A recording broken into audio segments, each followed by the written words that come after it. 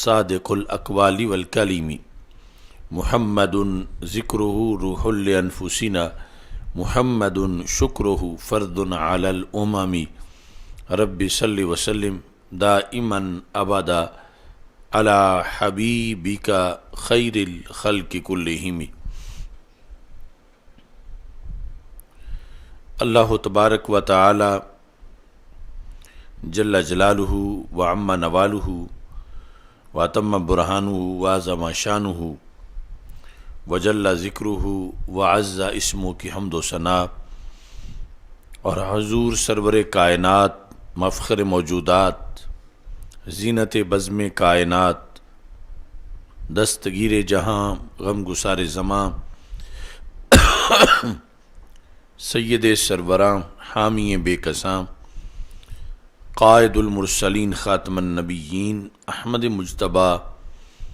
جناب محمد مصطفیٰ صلی اللہ علیہ وآلہ وصحابہ وبارک وسلم کے دربار گوہربار میں ہدیہ درود و سلام عرض کرنے کے بعد السلام علیکم ورحمۃ اللہ وبرکاتہ۔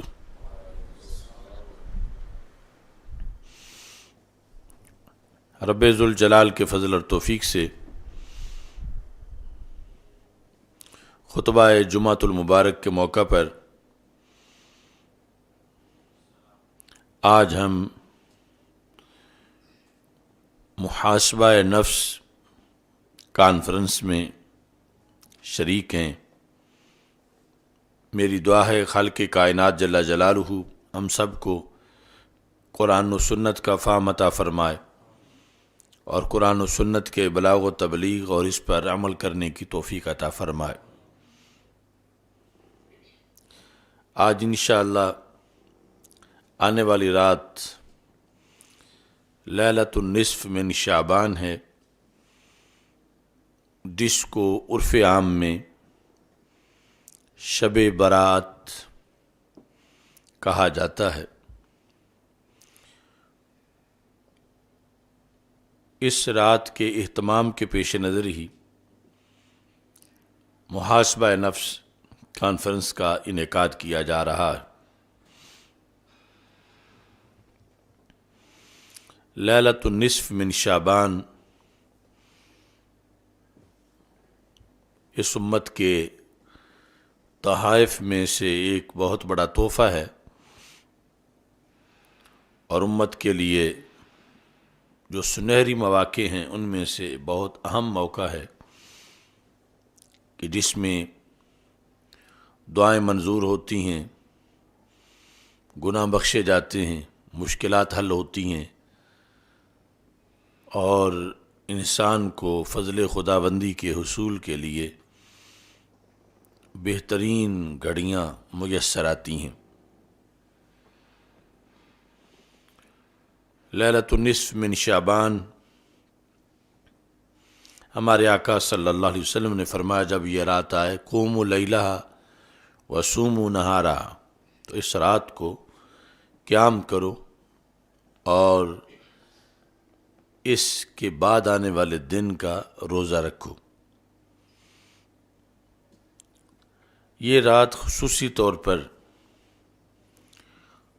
توبہ اور دعا کی رات ہے۔ توبہ سے پہلے انسان کے لیے محاسبہ ضروری ہے، تو اس رات کے آنے سے پہلے اس لیے محاسبہ کے موضوع پر گفتگو کی جا رہی ہے۔ ویسے تو انسان کو روزانہ محاسبہ کی دعوت ہے۔ محاسبہ مفاعلہ ہے حساب سے، اور مفاعلہ کے اندر جانبین ہوتے ہیں۔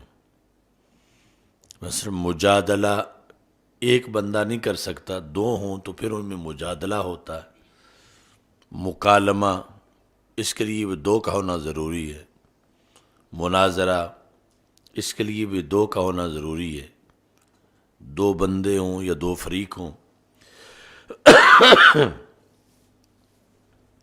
مفاعلہ کے لیے جانبین کا ہونا ضروری ہوتا ہے، اور یہاں پر ایک انسان ہے اور دوسرا انسان کا نفس ہے، یہ دو ہیں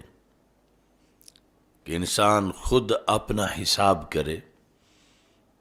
انسان اور نفس انسان، ان کا باہمی معاملہ جو ہے وہ محاسبہ ہے، محاسبۃ النفس۔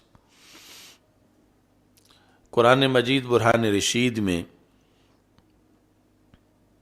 ہمیں یہ بار بار پیغام دیا گیا ہے، اور نبی اکرم نور مجسم شفیع معظم صلی اللہ علیہ وسلم کی سیرت میں اور آپ کی امت کے لیے جو فرامین ہیں ان کے اندر بھی اس کو نہایت ضروری قرار دیا گیا۔ قرآن مجید برہان رشید کی جو آیت کریمہ میں نے آپ کے سامنے تلاوت کی ہے، اس موضوع پر سب سے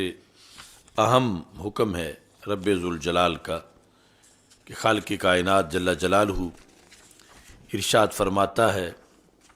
اے ایمان والو اللہ سے ڈرو، اور اس کے ساتھ حکم کیا ہے، وَلْتَنْظُرْ نَفْسٌ مَا قَدَّمَتْ لِغَدٍ، نفس کو دیکھنا چاہیے کہ اس نے کل کے لیے آگے کیا بھیجا ہے۔ کل یعنی قیامت کا دن، روز جزا، اس نے کون سے اعمال کیے ہیں، چونکہ دنیا آخرت کی کھیتی ہے تو ہر نفس کو یہ دیکھنا چاہیے کہ اس نے کل کے لیے، چونکہ انسان کو کوئی پتہ نہیں کہ جس کی موت آتی ہے وہی اس کی قیامت ہوتی ہے، تو موت کی گھڑی کی خبر نہیں۔ اس بنیاد پر یہ ہے کہ ہر بندہ یہ سوچے، محاسبہ کرے کہ اس نے دنیا میں کمائی کیا کی آخرت کے لیے، آیا تھا اتنے بڑے سفر پر جدھر اب لوٹ کے اس نے واپس جانا ہے، تو کیا حاصل کر کے دنیا سے یہ جا رہا ہے اور آخرت کے لیے اس نے کیا بھیجا ہے۔ یہ جو اللہ تعالیٰ کا فرمان ہے، وَلْتَنْظُرْ نَفْسٌ مَا قَدَّمَتْ لِغَدٍ، کل کے لیے، آنے والے کل کے لیے اس نے کیا بھیجا، یہ محاسبہ کی اصل دلیل ہے۔ نفس کو یہ دیکھنا چاہیے، مطلب کیا ہے،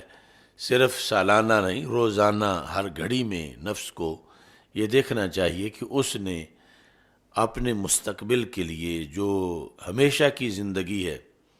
اس کے لیے اس نے کیا اہتمام کیا ہے۔ نبی اکرم نور مجسم شفیع معظم صلی اللہ علیہ وسلم نے اس سلسلہ میں صحابہ کرام رضی اللہ تعالی عنہم کو بار بار دعوت دی، یہاں تک کہ جب آپ نے کچھ لوگوں کو ہنستے دیکھا تو آپ نے فرمایا، اما انکم لو اکثرتم ذکر حازم اللذات لشغلکم عما ارا، اگر تم اس چیز کا ذکر کثرت سے کرتے ہوتے جو کہ لذتوں کے پرخچے اڑا دیتی ہے، تو میں تمہیں اس حالت میں نہ دیکھتا جس میں نے تجھے دیکھ لیا ہے۔ یعنی ہنسنے کی حالت یہ چونکہ غفلت پر دلالت کرتی ہے، تو رسول پاک صلی اللہ علیہ وسلم نے فرمایا کہ اگر تم اس چیز کو یاد رکھتے ہوتے جو لذات کے لیے حازم ہے، یعنی جس کے سامنے لذتیں دم توڑ جاتی ہیں، اور پھر اس کی وضاحت کی الموت، یعنی اگر تمہیں موت یاد ہوتی، چونکہ جو لوگ دائرہ اسلام میں داخل ہو رہے تھے تو ساتھ ہی ان کی تربیت کا عمل تھا، تو یہ ان کے ابتدائی مرحلے میں رسول پاک صلی اللہ علیہ وسلم ان کو یہ پیغام دے رہے تھے کہ تمہیں یہ سوچنا چاہیے کہ آگے کے لیے کیا بھیجا ہے۔ یہ ظاہر ہے کہ جو صحابی بنتا ہے تو پہلی گھڑی میں ہی اس مقام پر فائز ہو جاتا ہے کہ امت کے بڑے سے بڑے ولی کو آخری گھڑی بھی وہ مقام میسر نہیں آتا، لیکن پھر بھی ان کے آپس میں پھر درجات اور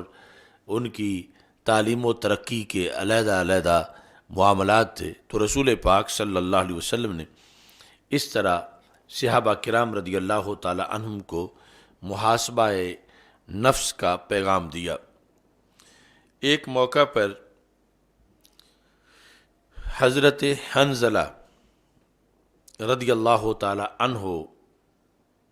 جو کہ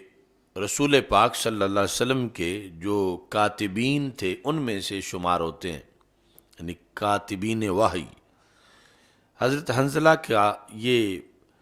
مکالمہ جو ہے اور پھر اس پر رسول پاک صلی اللہ علیہ وسلم کا فیصلہ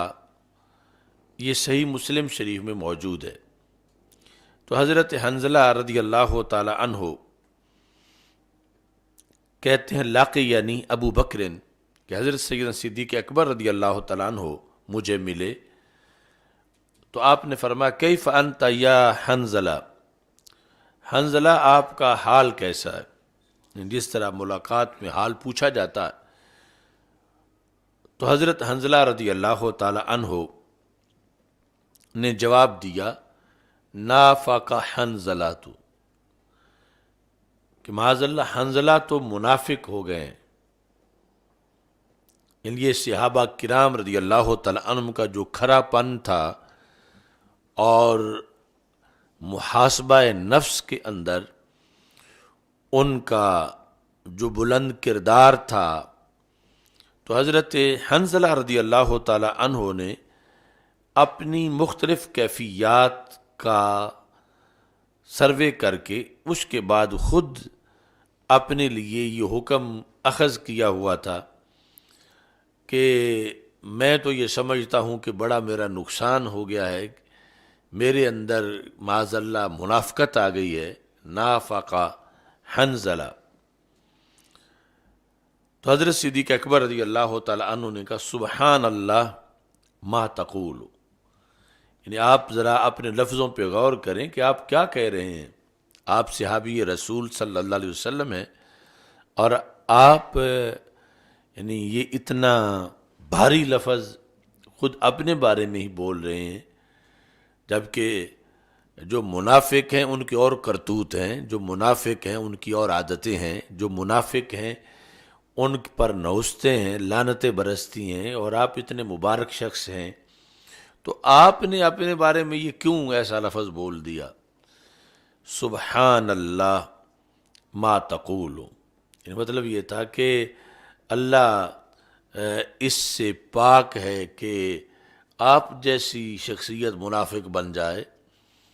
تو یہ کیسے آپ نے کہہ دیا کہ حنظلہ میں منافقت آ گئی؟ تو حضرت حنظلہ رضی اللہ تعالی عنہ نے اپنا محاسبہ کر کے جو رزلٹ نکالا ہوا تھا وہ آپ نے پیش کیا۔ آپ نے فرمایا کہ نکون عند رسول اللہ صلی اللہ علیہ وسلم، جب ہم رسول پاک صلی اللہ علیہ وسلم کے پاس بیٹھتے ہیں، آپ کا درس سنتے ہیں، آپ کا دیدار کرتے ہیں، آپ کی احادیث سنتے ہیں، اس وقت ہماری حالت اور ہوتی ہے، اور جب ہم اٹھ کے آ جاتے ہیں اس وقت ہماری حالت اور ہوتی ہے۔ جب ہم رسول پاک صلی اللہ علیہ وسلم کے پاس ہوتے ہیں یذکرنا بالنار والجنہ، تو نبی اکرم صلی اللہ علیہ وسلم ہمیں تذکیر کرتے ہیں، یعنی دوزخ سے ڈراتے ہیں اور جنت کا شوق پیدا کرتے ہیں اور جنت لے جانے والے اعمال کی تبلیغ کرتے ہیں اور دوزخ سے بچاؤ کے جو طریقے ہیں وہ بتاتے ہیں۔ تو اس وقت ہم پہ اتنا کرم ہوتا ہے، اتنا کرم ہوتا ہے، اتنے ہم عظیم بن جاتے ہیں، حتیٰ کأننا رأی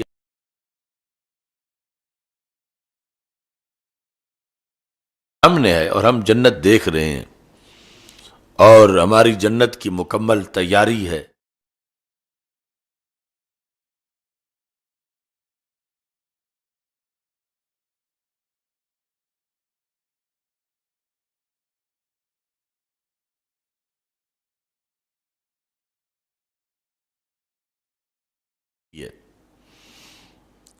فَإِذَا خَرَجْنَا مِنْ عِنْدِ رَسُولِ اللَّهِ صلی اللہ علیہ وسلم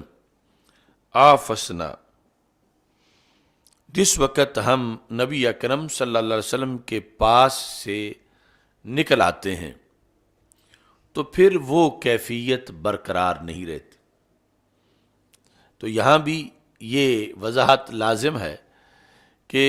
رسول پاک صلی اللہ علیہ وسلم سے آنے کے بعد اپنے گھروں میں صحابہ کرام رضی اللہ تعالیٰ عنہ کا ہونا، اپنے کھیتوں میں ہونا، اپنی دکانوں پر ہونا، اس وقت بھی وہ اس مقام پر تھے کہ جو بعد والے اولیاء کے مقامات سے کروڑا درجہ اونچا اللہ کے قرب کا مقام ہوتا تھا۔ لیکن چونکہ وہ ان کے سامنے جو دوسرا موقع تھا وہ انہیں میسر تھا، تو اس واسطے وہ اس بعد والے کو سمجھتے تھے کہ یہ تو پھر ہم نیچے آ گئے ہیں، ہم تو بہت اوپر تھے۔ اور نفس الامر میں یعنی ان کا وہ ایک ایک لمحہ، خواہ وہ پڑھ کے نکلے ہیں روزگار کے لیے سرکار کے حکم پر جدھر بھی گئے ہیں، پھر بھی ان پر انوار و تجلیات کا نزول ہوتا تھا، اور پھر بھی ان کا لمحہ لمحہ پارسائی میں گزرتا تھا، پھر بھی تقوی و طہارت کے وہ مینار تھے، پھر بھی ان کو رب ذوالجلال کا قرب میسر تھا، اور وہ ولایت کے نہایت اعلیٰ درجے پر فائز ہوتے تھے۔ لیکن چونکہ سرکار کے پاس ہونا تو پھر سرکار کے پاس ہونا ہے، اس کا تو کوئی متبادل چیز ہو ہی نہیں سکتی، اور یہ فرق پھر سرکار کی وجہ سے ہونا بھی تھا۔ لیکن صحابہ جو ہیں وہ جس طرح لوگ دنیا کے منافع میں چاہتے ہیں کہ ہر لحاظ سے ہم آگے ہی ہوں، تو وہ دین اور تقوی کے لحاظ سے انہیں تھا کہ جیسے وہ حالت ہوتی ایسی ہماری ہر وقت رہے۔ تو اس بنیاد پر جو فرق آ رہا تھا اٹھانے کے بعد، اگرچہ فرق آنے کے بعد بھی وہ غوثوں کتبوں سے بڑے غوث کتب تھے اور بڑا ان کا درجہ و مقام تھا، لیکن پھر بھی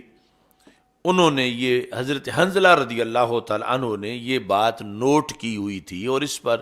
افسردہ تھے کہ ایسا کیوں ہوتا ہے، اور اس افسردگی میں آ کر یہ ان کا جو محاسبے کے اندر بلند مقام تھا، تو اپنے اوپر ہی انہوں نے لفظ منافقت جو ہے وہ بول دیا کہ اسلام تو پھر یہ ہے کہ جیسے وہاں بیٹھے کیفیت ہوتی ہے گھر بھی وہی ہو، تو پھر تو ایک جیسی بات ہے، اور اگر وہاں کیفیت اور ہوتی ہے اور گھر آ کے معاملہ اور ہوتا ہے، تو اس پر انہوں نے اپنے جو شدت تھی محاسبہ کی اس کی بنیاد پر یہ لفظ ان کی زبان سے نکلے تھے۔ اور ابھی چونکہ رسول پاک صلی اللہ علیہ وسلم کا دربار کھلا تھا، سرکار ظاہری حیات میں موجود تھے، تو اس بنیاد پر اب اس کی آگے وضاحت بھی ہونی تھی۔ تو حضرت صدیق اکبر رضی اللہ تعالی عنہ سے انہوں نے یہ عرض کیا فَإِذَا خَرَجْنَا مِنْ عِنْدِ رَسُولِ اللَّهِ صلی اللہ علیہ وسلم عَافَزْنَا الْأَزْوَاجَ وَالْأَوْلَادَ وَالدَّيَّاتِ فَنَسِينَا كَثِيرًا۔ ہم جس وقت آتے ہیں سرکار دو عالم صلی اللہ علیہ وسلم سے ہو کر، حالانکہ واپس آنا بھی سرکار کے حکم پر ہی تھا، تو عَافَزْنَا الْأَزْوَاجَ، ہم اپنے بال بچے میں مصروف ہوتے ہیں جو شریعت میں حکم بھی ہے، والاولاد والدیات، اور جو ہماری زمینیں ہیں یا جو بھی کاروبار ہے، چونکہ جو مہاجرین تھے مدینہ منورہ میں اکثر ان کا جو شعبہ تھا وہ دکانداری تھا، اور جو انصار تھے ان کا اکثر شعبہ کاشتکاری تھا، یعنی ان کی چونکہ اپنی زمینیں تھیں، اگرچہ کچھ انہوں نے مہاجرین کو بھی ساتھ تقسیم کر کے دے دیں، لیکن مہاجرین اکثر جو ہیں وہ دکانداری کے شعبہ سے منسلک تھے، اور یہ بھی شریعت کا حکم تھا کہ تم رزق حلال میں بھی مصروف رہو تاکہ اسلام کو جو ضرورت ہے جہاد کے لیے اسلحہ خریدنے کے لحاظ سے یا مختلف جو فنڈ ریزنگ کے مواقع ہوتے ہیں تو یہ بھی سرکار کے حکم پاری کرتے تھے، لیکن کہتے ہیں جب ہم گھر آ جاتے ہیں اور کاروبار میں ہوتے ہیں تو پھر وہ صورتحال نہیں رہتی جو کہ رسول پاک صلی اللہ علیہ وسلم کے پاس بیٹھے ہوئے براہ راست ہمیں میسر آتی ہے۔ تو یہ حضرت حنظلہ رضی اللہ تعالی عنہ نے کسی پر فتویٰ نہیں لگایا، اپنے اوپر ہی اپنا محاسبہ کرتے ہوئے یہ انہوں نے لفظ اپنے بارے میں بول دیے، اور یہ بھی ان کے اعلیٰ تقویٰ کا ایک مظہر تھا کہ انہوں نے یعنی جتنا تقویٰ تھا اس سے مزید تقویٰ چاہتے تھے، اور اپنے بارے میں ایسا لفظ انہوں نے استعمال کیا، جبکہ حدیث کے مطابق اب ہم میں سے کسی کے لیے جائز نہیں کہ ہم اپنے طرف سے گفتگو کرتے ہوئے کہیں کہ فلاں صحابی تو ایسے تھے، یعنی یہ ان کا اپنا ایک سروے تھا، اور اس میں بھی کمال تھا ان کا کہ وہ کتنے اونچے میرٹ پر تھے کہ جہاں ہوتے ہوئے وہ امت کے غوثوں قطبوں سے بھی افضل تھے، ابھی اس کو بھی وہ تھوڑا سمجھ رہے تھے اور چاہتے تھے کہ جو براہ راست رسول پاک صلی اللہ علیہ وسلم کے پاس بیٹھے ہوئے ہماری حالت ہوتی ہے وہ 24 گھنٹے برقرار رہے۔ تو حضرت صدیق اکبر رضی اللہ تعالی عنہ نے کہا، قال ابو بکر فواللہ انا لنلقى مثل هذا، آپ نے فرمایا یہ جو آپ نے چیز نوٹ کی ہے یہ تو ہم دیگر صحابہ میں بھی ایسا ہے، انا لنلقى مثل هذا، یعنی یہ فرق آ جانا یہ تو میں بھی محسوس کرتا ہوں، دیگر صحابہ بھی محسوس کرتے ہیں، جس پر تم نے اپنے لیے یہ لفظ اتنا بھاری استعمال کیا تو جس بنیاد پر کیا وہ بنیاد تو ہمارے اندر بھی موجود ہے کہ یعنی عین وہ کیفیات جب ہم دربار رسالت صلی اللہ علیہ وسلم میں بیٹھے ہوں، وہ جب ہم گھر چلے جائیں، اگرچہ وہی مدینہ منورہ ہے، اگرچہ وہی رسول پاک صلی اللہ علیہ وسلم کی ظاہری حیات کا زمانہ ہے، اگرچہ کچھ دیر بعد آ کے پھر زیارت کر لینی ہے، لیکن گھر جانے پر ایک بار کچھ فرق آ جاتا ہے، یہ چیز ہم دیگر صحابہ بھی محسوس کرتے ہیں۔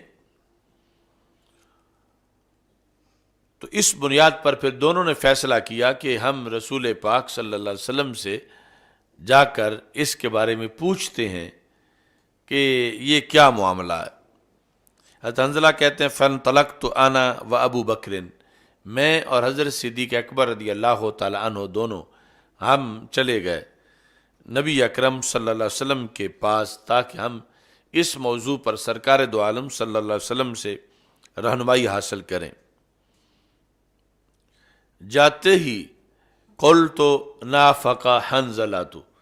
میں نے جاتے ہی، چونکہ حنظلہ راوی ہیں، کہتے میں نے جاتے ہی کہا کہ حنظلہ تو منافق ہو گئے، حنظلہ میں تو نفاق آ گیا، یہ میں نے جا کر گفتگو کی، یا رسول اللہ صلی اللہ علیہ وسلم نافق حنظلہ، تو رسول پاک صلی اللہ علیہ وسلم نے فرمایا وما ذاک، ہوا کیا ہے، ایسے لفظ تم کیوں بول رہے ہو؟ قلت یا رسول اللہ صلی اللہ علیہ وسلم نکون عندک، جب ہم آپ کے پاس حاضر ہوتے ہیں تذکرنا بالنار والجنہ، آپ ہمیں جنت دوزخ کے بارے میں بتاتے ہیں، حتیٰ کأن رأی عین، تو ہمیں لفظوں سے ہی اتنا کشف ہو جاتا ہے، لفظوں سے، حالانکہ ویسے تو دیکھیں چیز تو پتہ چلتا ہے، ہمیں آپ جو لفظوں میں بیان کرتے ہیں اس سے لگتا ہے کہ گویا کہ وہ جنت ہمارے سامنے ہے اور ہم اس کو دیکھ رہے ہیں، اتنا ہمارے آنکھوں کے سامنے سے حجابات ہٹ جاتے ہیں۔ تو فَإِذَا خَرَجْنَا مِنْ عِنْدِكَ، جب ہم آپ کے پاس سے نکل کے گھروں کو جاتے ہیں، آفَسْنَا الْأَزْوَاجَ وَالْأَوْلَادَ وَالضَّيَّعَاتِ، اور پھر اپنے بال بچے میں، اپنے کاروبار میں مصروف ہوتے ہیں، نسینا کثیرا، تو جو کچھ ہمارے سامنے جلوے آپ کے پاس بیٹھے ہوئے حاضر خدمت ہمیں نظر آ رہا ہوتا ہے اس سے ہم بہت سا بھول جاتے ہیں. یعنی ان کیفیات میں سے اگرچہ لفظ تو یاد ہے کہ کون سی آیت اتری ہے، آج رسول پاک صلی اللہ علیہ وسلم نے کون سی صورت پڑھائی ہے، کون سے لفظ بولے ہیں، لیکن یہ جو انوار و تجلیات، ان میں سے بہت سا حصہ پھر ہم بھول جاتے ہیں. وہ اس وقت جب ہم گھروں میں چلے جاتے ہیں تو وہ چیز ہمارے سامنے نہیں ہوتی. اب نبی اکرم صلی اللہ علیہ وسلم نے اس کا جواب دیتے ہوئے فرمایا کہ یہ تو برحق ہے کہ جو تم نے فرق محسوس کیا میرے پاس آنے کا اور گھر میں ہونے کا، یہ فرق تو واضح ہونا ہی ہے. اب اس کو دیکھیں اور پھر مثلا ہم 14 صدیاں بعد ہیں اور ہم عجم میں ہیں اور ہمیں زندگی میں ایک لمحہ بھی حاصل نہیں ہوا جو صحابہ کو ہر وقت میسر حاصل تھا. صحابہ وہ صحابہ جن کی ہر دن عید ہوتی تھی، خدا کا قرب حاصل تھا، نبی کی دید ہوتی تھی. تو اب یعنی کس درجے کے وہ ولی ہیں اور کتنے بڑے وہ لوگ ہیں.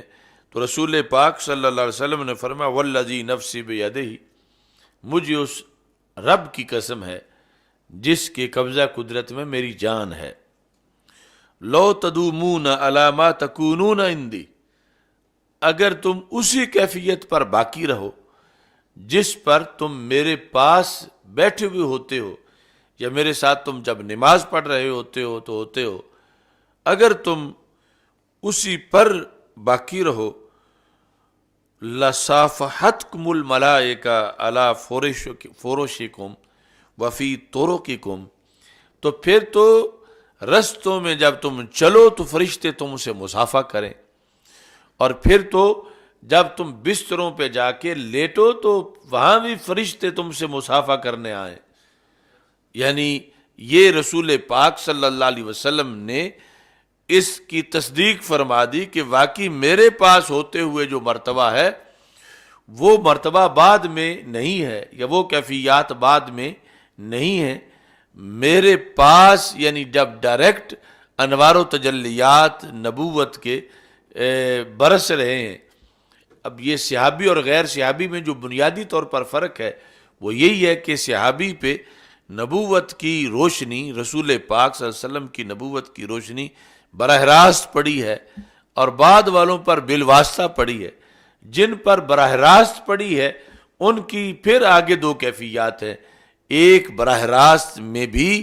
پھر بالکل لائیو عیاناً مشافہتاً ہے، اور دوسرا اسی وقت پڑھ تو رہی ہے وہ روشنی لیکن یہ اپنے گھروں میں ہے، اپنے کاروبار میں ہے. تو کہا جو میرے پاس ہوتے ہوئے اللہ کا اہتمام ہے وہ تو اتنا بڑا ہے کہ اگر تم اس پر قائم رہو تو پھر نوری فرشتے کھڑے ہو جائیں سڑکوں پر کہ ایک صحابی آ رہا ہے، اس سے ہم نے مصافحہ کرنا ہے. تمہارے ساتھ مصافحہ کرنے کے لیے فرشتے کھڑے ہوں اور تمہارے بستروں پر آ کر وہ تمہارے ساتھ مصافحہ کریں. ولیکن یا حنظلہ سا وسا ثلاث مرات، تو رسول پاک صلی اللہ علیہ وسلم نے فرمایا کہ وہ تو کیفیت اگرچہ باقی نہیں رہتی لیکن اس کے باوجود تم منافق نہیں ہو، اور یہ منافقت نہیں ہے. یہ تمہیں جو محسوس ہوا وہ یہ ہے کہ دربار رسالت میں حاضری اور عدم حاضری کا فرق کیا ہے.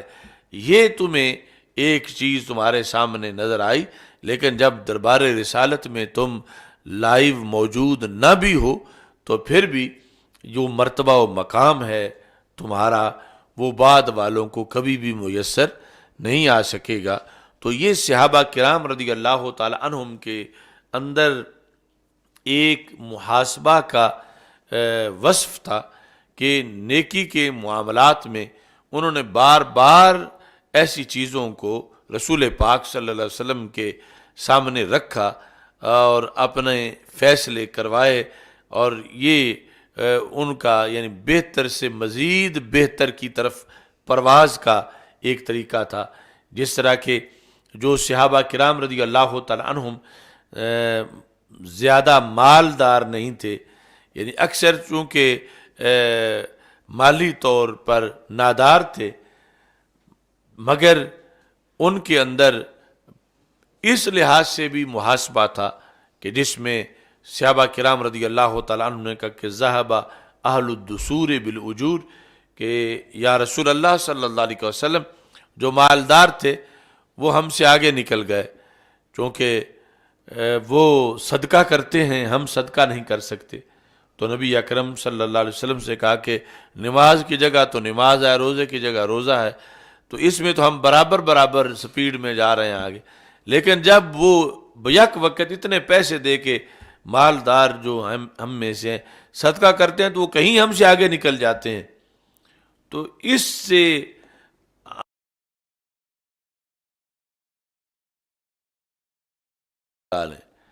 ہم بال بچے سے دور چلے جائیں. اب یہ جو شوق تھا جس پر یہ سوال کیا، یا بعض نے کہا کہ ہمیں خسی ہونے کی اجازت دے دو کہ ہم اپنی مردانہ قوت جو ہے وہ ختم کر لیں اور اس بنیاد پر ہم صرف اللہ کا ذکر کرتے رہیں اور دین کی طرف جو ہے وہ مصروف رہیں. تو یہاں بھی رسول پاک صلی اللہ علیہ وسلم نے فرمایا کہ ان اتقاکم وعلمکم باللہ، آنا فرمایا کہ تم سب سے زیادہ میں پرہیزگار ہوں اور تم سب سے زیادہ اللہ سے میں ڈرتا ہوں اور تم سب سے زیادہ اللہ کو میں جانتا ہوں، اور میں نے تو شادی کی ہے اور میں تو بال بچے میں رہتا ہوں، تو میں نے تو یہ طریقہ اختیار نہیں کیا کہ تم سب کو چھوڑ کے میں کہیں سائیڈ پہ چلا جاؤں. تو اس بنیاد پر فرمایا کہ تم نے میری سنت پہ چلنا ہے اور میرے طریقے پہ چلنا ہے. اور فرمایا کہ ان تراہ بامتی الجلوس فی المساجد انتظار للصلاۃ، میری امت کی رہبانیت یہی ہے کہ گھر سے نکلو مسجد میں جا کے بیٹھ جاؤ اور ان نماز کا انتظار کرو. تو یہی درویشی ہے میری امت کی. تو اس انداز میں یعنی صحابہ کرام رضی اللہ تعالی عنہم کہ یہ سارے سوالات جو تھے وہ محاسبہ کی بنیاد پر تھے اور مزید بہتر طریقہ اختیار کرنے کے لیے. اور ایسے ہی خواتین کا جو وفد آیا رسول پاک صلی اللہ علیہ وسلم کے پاس، اور انہوں نے بھی یہ کہا کہ غلبنا علیک الرجال، کہ یا رسول اللہ صلی اللہ علیہ وسلم یہ مرد آپ کے معاملے میں ہم پہ غالب آ گئے، یعنی آپ کے پاس یہ زیادہ وقت بیٹھتے ہیں، آپ سے یہ زیادہ ٹائم پڑھتے ہیں، آپ کی حدیثیں یہ زیادہ سنتے ہیں، تو ہمیں علیحدہ ٹائم آپ ارشاد دیں تاکہ ہم بھی یہ زیادہ سے زیادہ آپ سے قرآن و سنت سنیں اور اس پر عمل کریں. اور پھر انہیں رسول پاک صلی اللہ علیہ وسلم نے علیحدہ وقت دیا. یہ ساری مثالیں اس چیز کی ہیں کہ صحابہ کرام رضی اللہ تعالیٰ عنہم جو اس امت کے قائد ہیں اور امت سے افضل ترین ہیں، اور ساری امت میں بعد والا کوئی بھی بلکہ کئی ہزاروں ولی بھی کسی ایک صحابی کے ہم پلہ نہیں ہو سکتے. تو ان کے اندر یہ وصف تھا کہ وہ محاسبہ نفس کے لحاظ سے رسول پاک صلی اللہ علیہ وسلم سے مسلسل فیض یاب ہوئے، اور نبی اکرم نور مجسم شفیع معظم صلی اللہ علیہ وسلم نے ان کو یہ گھٹی دی کہ حضرت عمر بن خطاب رضی اللہ تعالی عنہ کا یہ پیغام تھا. آپ فرماتے تھے حاسبوا انفسکم قبل ان تحاسبوا، اپنا حساب پہلے کر کے رکھو قبل اس کے کہ تمہارا حساب کیا جائے. قبل ان تحاسبوا، کسی کی طرف سے تمہارا حساب ہو، اس سے پہلے تم آپ اپنا حساب کر کے رکھو. اپنا تم وہ اپنا کرنا یہ محاسبہ نفس ہے، اور اس میں یہ ہے کہ حساب تو ضرور ہونا ہے. فالوزن یومئذ الحق، قیامت کے دن وزن برحق ہے اور حساب ہونا ہے. اور اس میں آپ فرماتے تھے وزنوا انفسکم قبل ان توزنوا، اپنا وزن خود کرتے رہا کرو قبل اس کے کہ تمہارا وزن کیا جائے کہ کتنے اعمال کیے ہیں اور ان اعمال کے لحاظ سے ہر عمل میں خلوص کتنا ہے اور اس کے اندر جو ہے وزن کس انداز کا ہے. اس بنیاد پر یعنی حضرت عمر رضی اللہ تعالی عنہ اپنے عہد حکومت میں ان کا نظام محاسبہ تھا، اور اس نظام محاسبہ میں یعنی جو سیاسی معاملات تھے اس کے اندر بھی آپ محاسبہ کا بہت زیادہ اہتمام کرتے تھے. یہاں تک کہ جب حضرت حذیفہ بن یمان رضی اللہ تعالی عنہ کو آپ نے ایک علاقے کا گورنر بنا کے بھیجا، تو جس دن انہوں نے اپنا گورنرشپ کا پورا عہد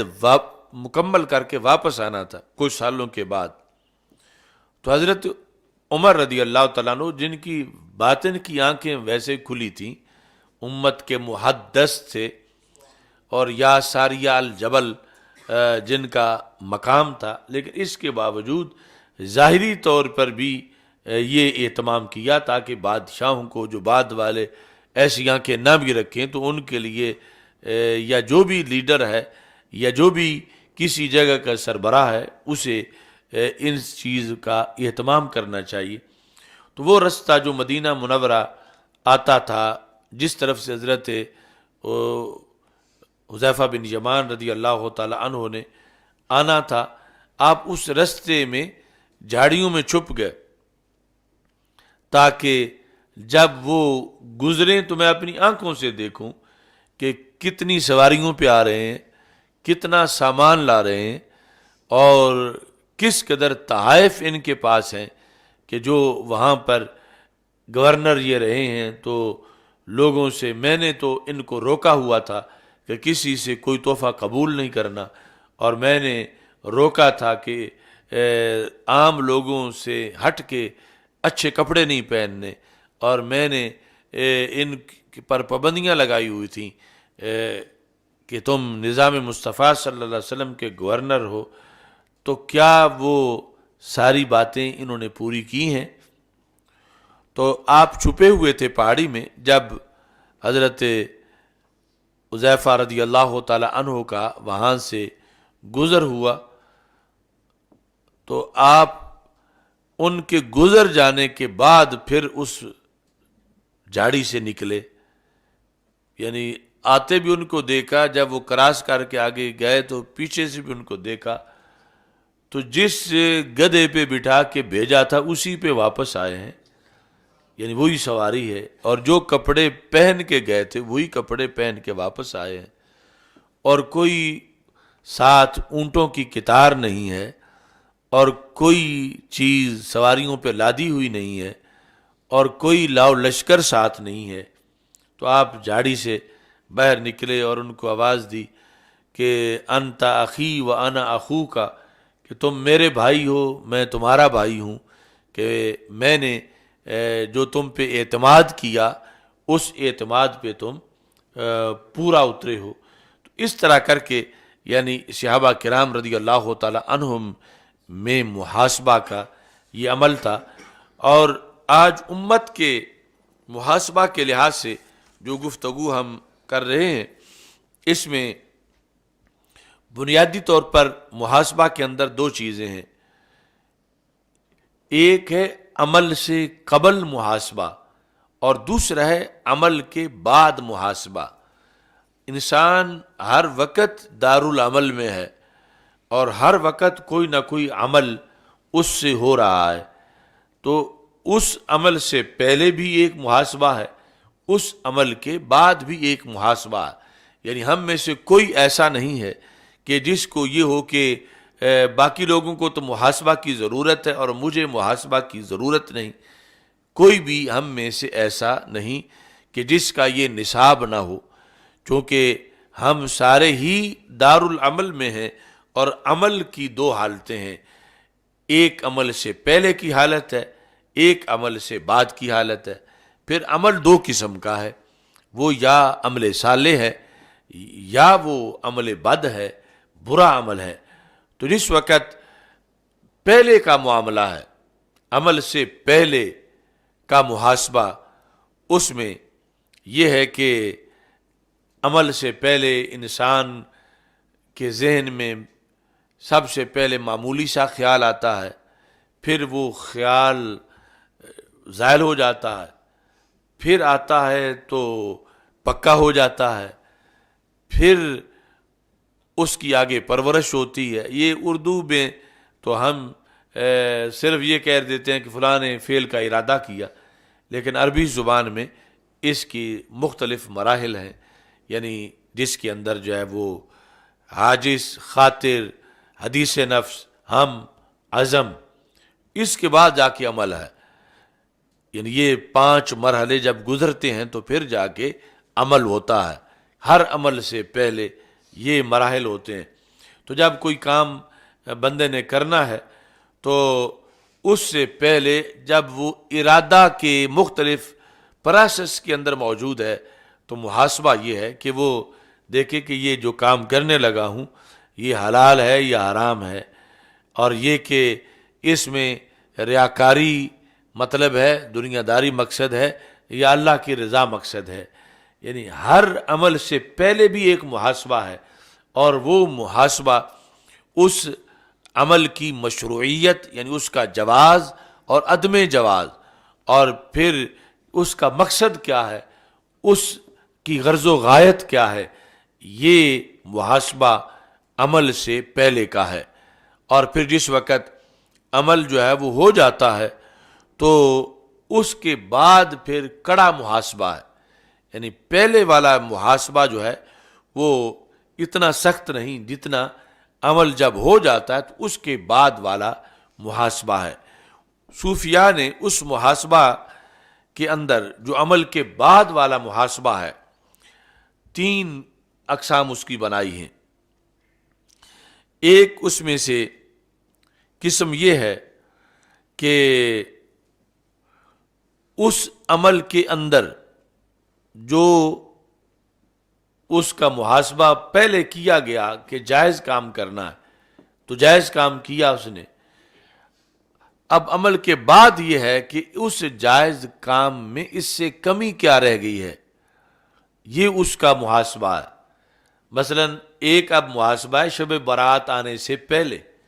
ایک محاسبہ ہے شب برات جب آئی ہوئی ہوگی اور اس کے بعد پھر، تو جو بعد والا محاسبہ ہے اس میں یہ ہے کہ یہ دیکھنا کہ اس کام کے کرنے میں کوئی کمی تو نہیں رہ گئی ہے تو کتنے فیصد رہ گئی ہے، اور پھر اس کمی کو پورا کیسے کیا جا سکتا ہے، کون سے سورسز ہیں کہ جس کے اس فعل کی کمی کو پورا کر لیا جائے، یا آئندہ جب اس کیٹیگری کا فعل کیا جائے تو اس میں وہ کمی نہ ہو۔ تو یہ محاسبہ بعد از فعل ہے۔ اور اس میں دوسرے نمبر پر جو محاسبہ ہے وہ یہ ہے کہ چونکہ ہو سکتا ہے کہ فعل ایسا ہے کہ جس کا ترک اس فعل سے افضل تھا،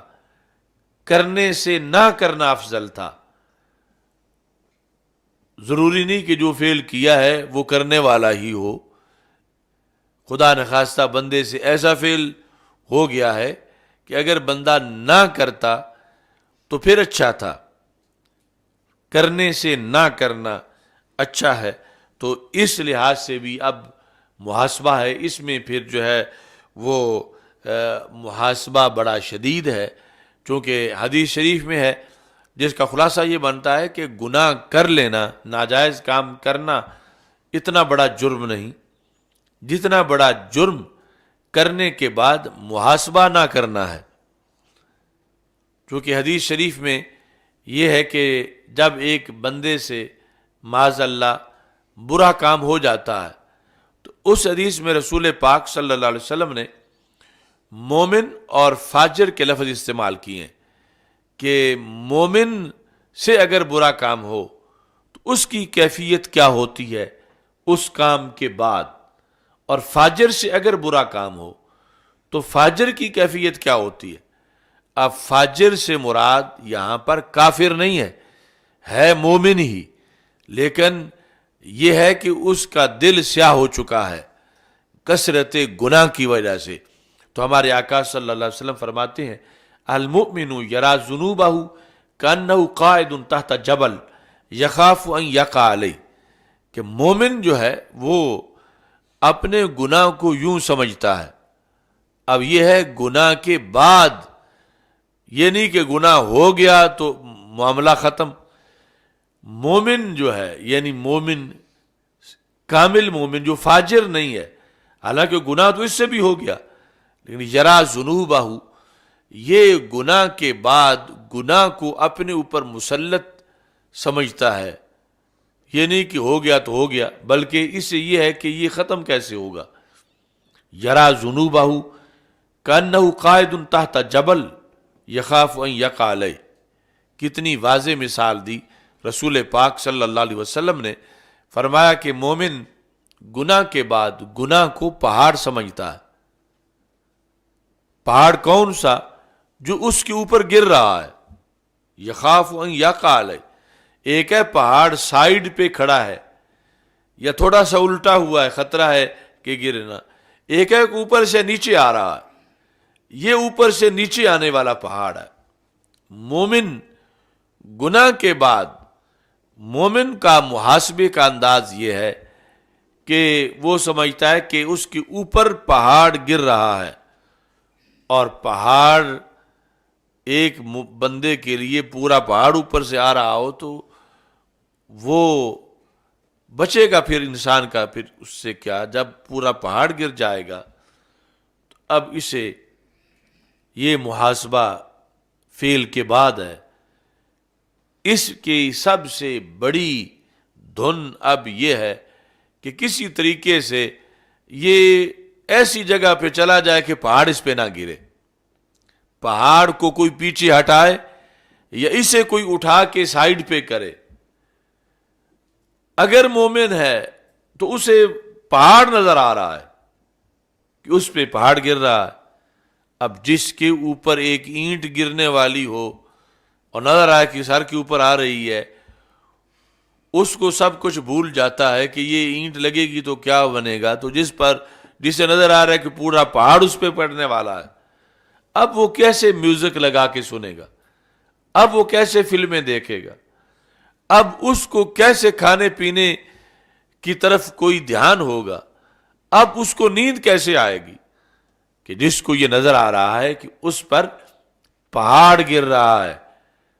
تو رسول پاک صلی اللہ علیہ وسلم نے محاسبہ جو مومن ہے اس کی شان محاسبہ یہ بیان کی کہ مومن یعنی یہ تو ہم نے اب اپنا حساب لگانا ہے کہ یہ تو ہے نہیں کہ ہم سے گناہ ہوتا نہیں، جب ہوتا ہے اللہ سب کو محفوظ رکھے، جب ہوتا ہے تو کیا یہ سمجھتا ہے انسان کہ اس گناہ کو پہاڑ اس پہ گر رہا ہے،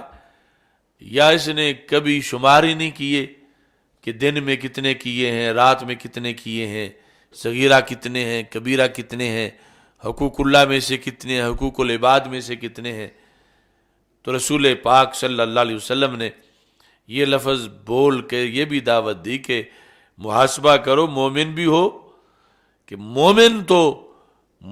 تو اپنے اوپر گرنے عمل بد جو ہے اس کو اپنے اوپر گرنے والا ایک پہاڑ سمجھتا ہے، اور جب تک وہ پیچھے نہ ہٹے مومن کو چین نہیں آتا۔ اور پیچھے کب ہٹتا ہے وہ توبہ سے ہٹتا ہے، استغفار سے ہٹتا ہے، پیچھے اللہ کے ڈر سے رونے کی وجہ سے وہ پہاڑ ہٹتا ہے۔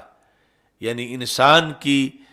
جو اللہ کے ڈر سے نکلے ہوئے آنسو ہیں، ان میں اتنی پاور ہے کہ یہ اس پورے پہاڑ کو دھکا مار کے پیچھے ہٹا دیتے ہیں۔ تو اس بنیاد پر رسول پاک صلی اللہ علیہ وسلم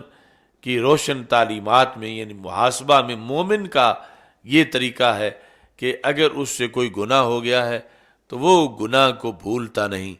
گناہ اس کے لیے سر درد بن جاتا ہے، گناہ اس کے لیے بوجھ بن جاتا ہے، اور گناہ کہ ایسی چیز کہ جس سے اس کو چھٹکارے کی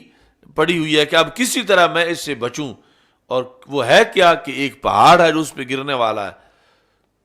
اور ہم معاشرے میں دیکھیں یا اپنا معاملہ کہ ایسی صورتحال پہاڑ والی جس وقت ایک بندہ سمجھتا تو پھر وہ اس کا نامہ اعمال سیاہ نہیں رہتا، چونکہ جب وہ رو پڑتا ہے اللہ کے خوف سے تو ہمارے آقا صلی اللہ علیہ وسلم کا فرمان ہے کہ جو اشک اللہ کے ڈر کی وجہ سے نکلے، ریا کی وجہ سے نہ ہو، صرف آنکھ سے ٹپک کے رخسار پر جا گرے، حرم اللہ وجہ النار، اللہ اس بندے کے چہرے کو جہنم پہ حرام کر دیتا کہ یہ چہرہ جہنم نہیں جا سکتا، چونکہ یہ اللہ کے ڈر سے اس پر ایک آنسو گرا ہے. تو اس بنیاد پر بندہ کمزور بڑا ہے مگر پاورفل بھی بڑا ہے. یعنی اس پر گرنے والا پہاڑ اگرچہ ہزاروں کرینوں سے بھی پیچھے نہ ہٹتا ہو، لیکن اس کی آنسو میں اتنی پاور ہے کہ جب اللہ سے ڈر کے یہ روتا ہے تو وہ ایک آنسو اس پہاڑ کو پیچھے ہٹا دیتا ہے اور اس کا چہرہ جہنم پہ حرام ہو جاتا ہے، یہ جنتی بن جاتا ہے. پھر شیطان کی چیخیں نکلتی ہیں کہ میں نے تو اس سے گناہ کروایا تھا کہ یہ جہنم میں جائے، اور اس نے تو رو کے وہ سارے کھاتے صاف کر لیے ہیں. اب یہ مومن کی مثال دی رسول پاک صلی اللہ علیہ وسلم نے کہ مومن اس طرح سمجھتا ہے گناہ کو. اور اس کے مقابلے میں عمومی طور پر تو مومن جب ذکر آتا ہے تو آگے لفظ ہوتا ہے کافر یا آگے لفظ ہوتا ہے منافق، یہاں پر لفظ ہے فاجر. چونکہ یہ جو معاملہ ہے، کافر تو اس کلاس کا سٹوڈنٹ ہی نہیں ہے کہ اس کے اعمال اور یہ ساری چیزیں، وہ تو سب سے پہلے کلمہ پڑھے گا تو پھر آگے سارے معاملات شروع ہوں گے. یہ ہے مومن لیکن ہے فاجر. فاجر کون ہوتا ہے؟ اب اس حدیث سے یہ بھی یعنی ہم دیکھ سکتے ہیں کہ فجور کا مرض کتنا زیادہ ہے اور کون کون فاجر ہے اس حدیث سے پتہ چلتا ہے. فاجر جو ہے، رسول پاک صلی اللہ علیہ وسلم فرماتے ہیں فاجر شخص جو ہے وہ گناہ کے بعد اسے بے چینی نہیں ہوتی. گناہ جب اس سے ہو جائے اس کے دل میں کھٹکتا نہیں. فاجر سے جب گناہ ہو جائے وہ گناہ کو کوئی مسئلہ نہیں سمجھتا. فاجر گناہ پر افسوس نہیں کرتا. فاجر کا ضمیر اسے گناہ پر ملامت نہیں کرتا، ویسی ملامت جیسے پہاڑ گر رہا ہو. فاجر کیا سمجھتا ہے گناہ کو؟ تو رسول پاک صلی اللہ علیہ وسلم نے ادھر تو فرمایا کہ مومن پہاڑ سمجھتا ہے، تو کیا فاجر دیوار سمجھتا ہے کہ کہیں اس پہ دیوار نہ گر جائے؟ چلو دیوار نہیں سمجھتا، کم از کم ایک اینٹ سمجھتا ہے، یا اینٹ نہیں سمجھتا کوئی کنکری سمجھتا ہے. کنکری اور پہاڑ میں بھی بڑا فرق ہے کہ مومن تو سمجھ رہا ہے کہ مجھ پہ پہاڑ گر رہا ہے اور فاجر سمجھے کہ صرف کنکری گر رہی ہے. سرکار فرماتے ہیں نہیں، فاجر تو کنکری بھی نہیں سمجھتا. فاجر سمجھتا ہے کہ ایک مکھی تھی اس کی ناک پہ بیٹھی اور اس نے اڑائی اور واپس نہیں آئی. وہ گناہ کو اتنا ہی سمجھتا ہے. یعنی معاذ اللہ اس نے شراب نوشی کی، اس نے بدکاری کی، یا اس نے نماز ضائع کی، یا اس کی آنکھ نے غلط کام کیا، یا کانوں نے غلط کام کیا، زبان نے غلط کام کیا، تو اس کو زندگی میں ایسے غلط کام سینکڑوں بار اس نے کی، اس کو یاد ہی نہیں. لکڑ ہضم پتھر ہضم اس کا معاملہ ہے، اور اس کو کبھی یہ کر کے لگے ہی نہیں کہ مجھ پر کوئی پہاڑ گر رہا ہے، بلکہ وہ اتنا ہی حادثہ اس کے ہاں ہے جیسے انسان سے کوئی پوچھے کہ تیری ناک پہ زندگی میں کتنی بار مکھی بیٹھی. تو اب یہ چونکہ کوئی واقعہ حادثہ نہیں ہے کہ اس نے گنا ہو کہ بہت تکلیف ہوئی تھی، مکھی بیٹھی تھی اور پھر وہ اڑائی تھی، یہ کوئی چیز ہے ہی نہیں. یہ بلاغت ہے رسول پاک صلی اللہ علیہ وسلم کی مثال دینے میں، ادھر پہاڑ کا گرنا اور ادھر مکھی کا بیٹھنا، اور پھر اس میں لطافت اتنی ہے، ایک مکھی وہ ہوتی ہے جو بیٹھتی ہے، بیٹھی تو آپ نے اس طرح اڑائی، ابھی ہاتھ نیچے کیا تو وہ پھر آ گئی، ہے مکھی، لیکن وہ دوبارہ بیٹھی، آپ نے دوبارہ اڑائی، وہ پھر آ گئی، مکھی ہو کے بھی وہ کچھ تمہیں تنگ کر لیتی ہے جو بار بار آتی ہے۔ تو سرکار فرماتے ہیں فاجر نے تو گناہ کو وہ مکھی سمجھا جو ایک بار اڑانے کے بعد پھر نہیں آئی، ایک بار اڑائی پھر وہ مکھی واپس ہی نہیں آئی، یعنی اتنا بھی اس کو تنگ نہیں کیا گناہ نے کہ جتنے 2-3 مرتبہ مکھی آتی، ایک بار جتنا مکھی کا آنا اور اس کو ہاتھ سے اڑا دینا، اتنا ہی حادثہ ہوتا ہے فاجر کے ہاں گناہ کے بعد، یعنی فاجر کے اندر محاسبہ بعد از فعل کی یہ صورتحال ہے کہ وہ اسے مکھی جیسا سمجھتا، مکھی بھی وہ جو واپس نہ آئے، اور ادھر مومن ہے کہ اس سے اگر گناہ ہو جائے تو وہ اسے پہاڑ سمجھتا ہے۔ تو رسول پاک صلی اللہ علیہ وسلم کی یہ ایک حدیث محاسبہ کے موضوع پر کئی کتابوں کے مضمون پر مشتمل ہے کہ، اور پھر محاسبہ بعد از فعل جو ہے اس کے لحاظ سے نبی اکرم نور مجسم شفیع معظم صلی اللہ علیہ وسلم کا یہ فرمان ہمیں ہر وقت ذہن میں رکھنا چاہیے۔ تیسرے نمبر پر یہ جو 2 تھے، وہ ایک فعل تھا کہ جو شرعن کرنا جائز ہے، اس کے بعد کا محاسبہ، دوسرا فعل وہ تھا جو شرعن کرنا ناجائز ہے، حرام ہے، اس کے بعد محاسبہ۔ تیسرا یہ ہے کہ ایسا فعل کہ جو مباح تھا، یعنی ایک تو وہ ہے نا جو وہ کیا جائز، تو وہ بھی ہوتا ہے کہ جو فرض ہے اس میں بھی جواز بھی ہے، ساتھ فرضیت بھی ہے، یعنی یہ جو تیسرا ہے یہ محض مباح تھا، جائز تھا، یہ سنت واجب فرض نہیں تھا، صرف مباح تھا، ایسا فعل اس نے کیا، تو اس کے بعد اب ایک محاسبہ ہے، وہ یہ ہے کہ یہ فعل اس نے کیوں کیا، کیا عادت کے طور پر کیا یا عبادت کے طور پر کیا، یہ اس نے دنیا کے لیے کیا، دکھلاوے کے لیے، یا اللہ کے لیے کیا، تو اس طرح یعنی اس کے اندر بھی پھر فعل کے بعد ایک محاسبہ ہے۔ پوری زندگی کے اندر انسان جو ہے وہ جس طرح پارٹنر ہوں، 2 مل کے کاروبار کر رہے ہوں، تو ایک ان کا راس المال ہے، پھر ایک ان کا پرافٹ ہے، پھر نقصان کا معاملہ ہے، اس میں وہ حساب لازمی سمجھتے ہیں کہ حساب کرنا ہے، حساب کرنا ہے، خواہ وہ ہفتے کے بعد کریں، مہینے کے بعد کریں، سال کے بعد کریں، وہ حساب ضروری سمجھتے ہیں۔ تو ایک مومن انسان جو ہے اس کا بھی ایک زندگی کا راس المال ہے، اس کا ایک اپنی ذات کے ساتھ معاملہ ہے، اس کا خسارے اور منافع کے لحاظ سے اپنے ساتھ ایک حساب ہے، اور یہ کہ اگر خسارہ ہو گیا ہے تو پھر اب اس پر لازم ہے کہ وہ نوافل ادا کرے اور وہ خسارہ پورا کرے، چونکہ راس المال جو ہے وہ محفوظ ہے، اور اگر راس المال ہی جو ہے وہ نہ رہے تو پھر اس کے لیے مزید اس چیز کا اہتمام کرنا پڑتا ہے۔ تو اس بنیاد پر محاسبہ نفس انسان کے لیے زندگی کی ہر گھڑی میں ہے، اور پھر یہ بھی ہے کہ اللہ کا انعام اس پر کتنا ہے، اور اس کے جواب میں اللہ کے لیے کام کتنا ہے، یہ بھی محاسبہ ہے، کھا کتنا رہا ہے اور آگے کر کتنا رہا ہے۔ ایک فقیر ہے جس کو 2 کھجوریں ملتی ہیں، تو ایک ہے اس کی بندگی، اور دوسری طرف جو 10 کھانے کھاتا ہے ایک ہے اس کی بندگی، تو اس لحاظ سے بھی محاسبہ کرنا ہے کہ وہ کٹیا میں رہتا ہے اور 2 کھجوریں کھاتا ہے اور اتنی بندگی کرتا ہے، اور یہ محل میں رہتا ہے اور اتنی فیسلٹیز اس کے پاس ہیں،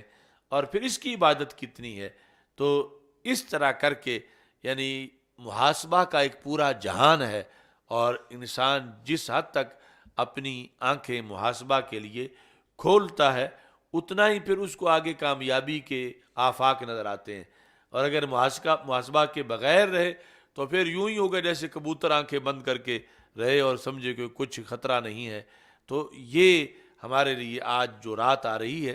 وہ محاسبہ کی رات ہے، جس میں محاسبہ کریں تو پھر انسان کے ضمیر پر کوئی بوجھ آئے کہ میں کتنا پیچھے رہ گیا ہوں، میں نے کتنا آگے جانا تھا، میرا ٹائم کتنا تھوڑا رہ گیا ہے، میں نے جانا کتنا دور تھا، میں نے وصول کتنا رب سے کر لیا نعمتیں، اور میں نے ابھی ان نعمتوں کے جواب میں اللہ کے دین کے لیے کام کتنا کیا ہے. یعنی یہ ساری چیزیں جو ہیں اس سے بندے کی جو سیرت ہے وہ نکھرتی ہے، اس سے بندے کا نامہ اعمال دھلتا ہے، اس سے بندے میں توبہ کا جذبہ پیدا ہوتا ہے، اور اس کی بنیاد پر انسان کی آنکھوں سے وہ آنسو ٹپکتے ہیں کہ جس کی بنیاد پر وہ پکے داغ نامہ اعمال کے دھل جاتے ہیں جو بڑے بڑے گناہوں کی وجہ سے لگے ہوئے ہوں. اب کسے خبر کہ اگلی شب برات اسے میسر آئے گی. تو اس بنیاد پر ہر ایک کو یہ یعنی سنہری موقع سمجھنا چاہیے کہ جو میسر آئی ہے تو اس کے لیے یعنی غروب آفتاب سے ہی اللہ کی طرف سے اعلانات شروع ہو جاتے ہیں. جو غنی عن العالمین ہے، سارے جہانوں سے بے نیاز ہے، وہ کہتا ہے کوئی جو رزق چاہے میں رزق دوں، ہے کوئی جو بخشش چاہے تو میں بخش دوں، ہے کوئی جو صحت چاہے تو میں اس کو صحت دے دوں.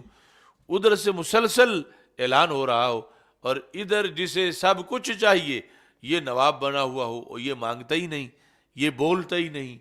یہ ہاتھ ہی نہیں اٹھاتا، یہ ادھر توجہ ہی نہیں کرتا. تو پھر اللہ کی طرف سے ناراضگی کتنی ہوگی. تو یہ تو قابل بخشش ہی نہیں کہ میں اعلان کر رہا ہوں. اب اعلان تو یقیناً ہو رہا ہے، چونکہ رسول پاک صلی اللہ علیہ وسلم کی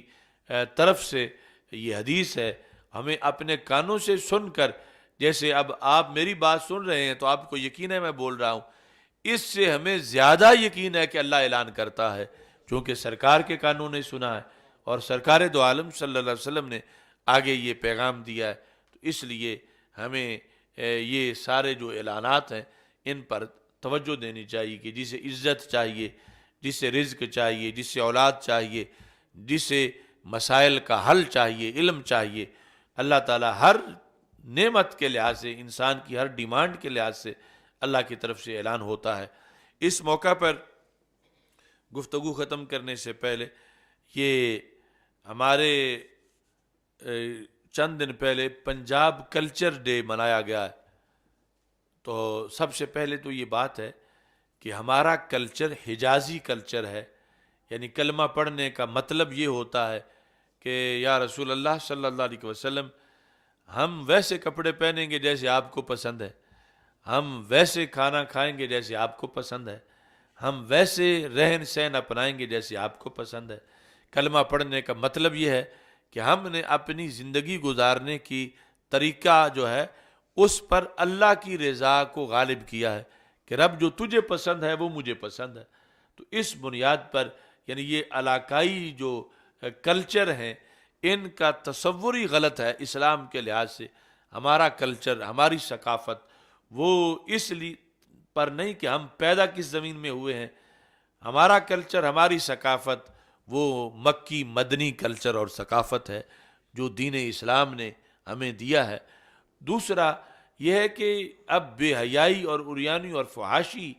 اس کے ذریعے پھیلائی جا رہی ہے. یعنی کتنے عام غیرت مند لوگ جو ہیں وہ یہ برداشت نہیں کرتے کہ ان کی بیٹیاں